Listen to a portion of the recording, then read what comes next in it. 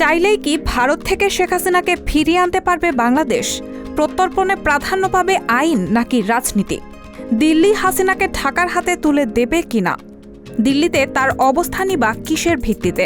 প্রশ্ন সেটিও। হিন্দুস্তান টাইমসের একটি প্রতিবেদন বলছে, ঢাকা চাইলে শেখ হাসিনাকে ফিরিয়ে দিতে পারে দিল্লি। ভারতের ওই গণমাধ্যম প্রতিবেদনে আরও জানায়, প্রত্যর্পণের ক্ষেত্রে আইনি ভিত্তি হিসেবে কাজ করবে বাংলাদেশ ভারত প্রত্যর্পণ চুক্তি। 1 বছরের শাস্তিযোগ্য অপরাধ থাকলেই আসামিকে প্রত্যর্পণে বাধ্য হয় উভয় দেশ। এক্ষেত্রে গ্রেফতারি পরোয়ানা থাকলেই হবে, দোষী প্রমাণিত হওয়ার দরকার নেই। রাজনৈতিক ঘরানার অপরাধের ক্ষেত্রে অপরাধী প্রত্যর্পণে বাধ্যবাধকতা নেই, কিন্তু হাসিনাকে রাখার জন্য এ ধারা কাজে লাগাতে পারবে না দিল্লি। কারণ হত্যাসহ বিভিন্ন অপরাধের জন্য শেখ হাসিনার বিরুদ্ধে মামলা রয়েছে। হত্যাকাণ্ডের অভিযোগ থাকলে অকার্যকর হয়ে যায় এই ধারা। তবে হাসিনাকে ভারতে রাখার আইনি বিকল্প হল চুক্তি বাতিল করা।